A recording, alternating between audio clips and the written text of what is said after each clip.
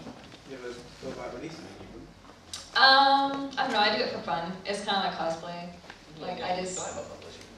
Not really. I've got one series that I really, really enjoy, and I would love for that one to be published, but at the same time, like, if it doesn't happen, then I don't really care. I'm just saying publishing isn't always like viable, but you've just thought about releasing the internet. I mean, it's not like a short fan base.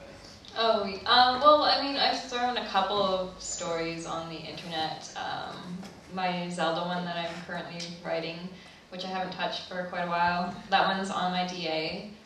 And the original story that we were going to make into the YouTube series, I posted some of that on the internet, but it really depends, because like the big ones I probably would not put on the internet, just because if it does get published, then I'd run into issues with people, ownership issues. There are a lot of sites that you post on the internet. I think DA is one of them, where if you post, there is a complication as to who owns the rights to the stuff you post.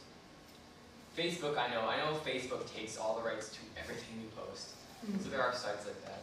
Yeah, so I mean, that's why I wasn't really, I didn't really care if my Zelda one went up, because I can't publish that anyways, because it's copyrighted characters. But yeah. For some people, you guys are famous or stars in the cosplay world. Your thoughts on that?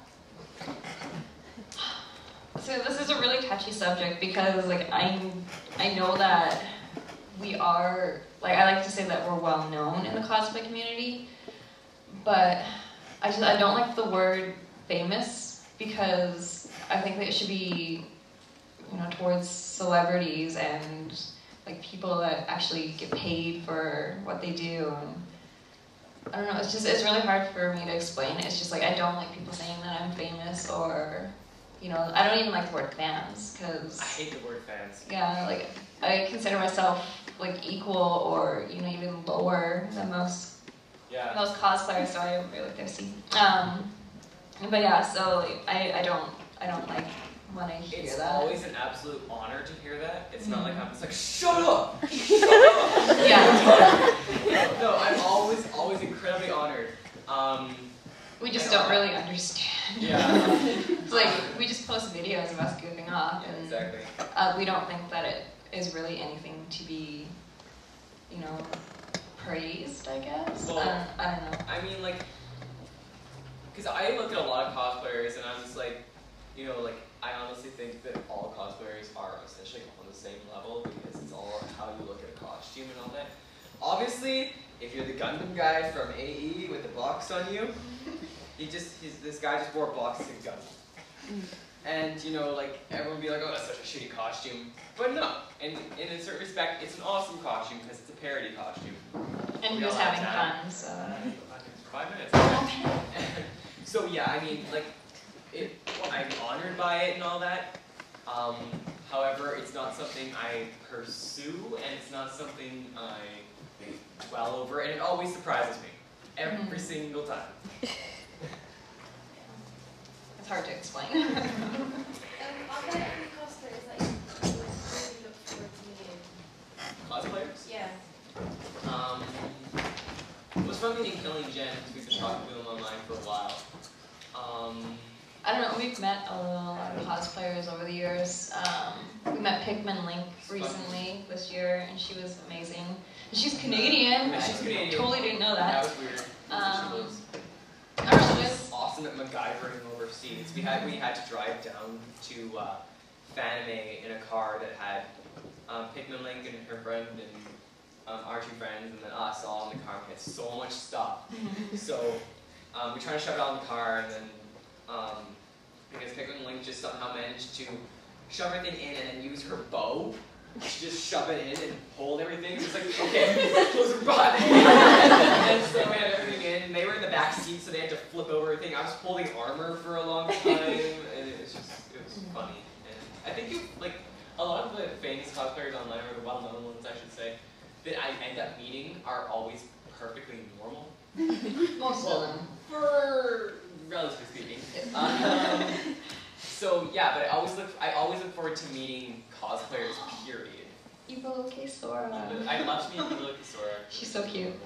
But yeah, I don't know, just like there's a bunch of people that we talk to online through DA and YouTube that we'd love to meet. Basically everyone though, like yeah, not even like everyone. well known. Like Aqua Assassin was someone that has been following my stuff and I've been following her stuff for a while. I met her, she's staying in our dorm and I'm excited to meet her because I mean like we've been talking a little bit over like online stuff for a long time and she's like, yeah, I know you're real. You're real, I can see you now. Yeah. Basically, we just like meeting everyone we can. Yeah.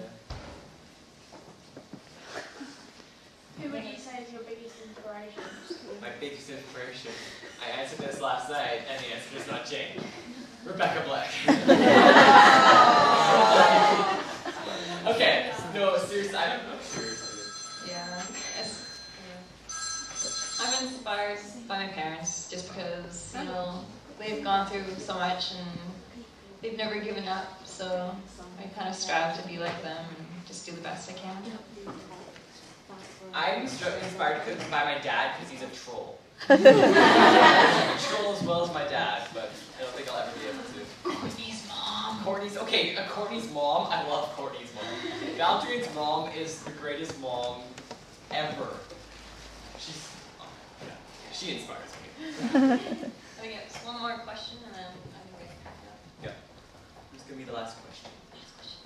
You said you cosplayed Naruto.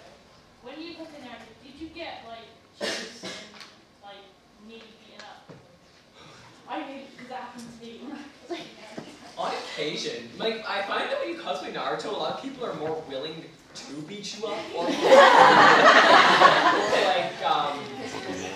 yeah. Generally abuse you. I got chased by them too. It's frightening. I was on a bridge at one convention. It was like water on each side of the bridge, and walked across the bridge, and they kind of seemed to chase me one way. And then there was like Shinigami on the other side. And they were just like, oh, we're doing a march. And I was like, you just get through. And they're like, no. And then the Azteca come that way. There's a picture taken across the lake as I turned, because I had a giant kunai. I just turned like this, and like, my friend took a picture and it's totally candid, but you can see the fear in my eyes. But yeah, no, it's weird. There's some things you cosplay where people are more inclined to physically abuse you or yell at you. Well, yeah, it happened when we switched characters and I was Naruto. I was the one that was abused in the skit. Yeah. It just works out that way. Yeah. Like we were at some Japanese tourists saw us at a DQ, a Dairy Queen, and they were just like, oh, Naruto, and you know, pat me on the back, Naruto.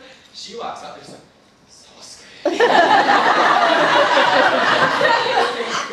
Like, I honestly do think that the way people treat you changes depending on your character. Because when I'm Sora versus when I'm Riku, it's very different. People assume, like, they look at me and they're just like, especially like, Twinfools, are you mad? I'm like, no.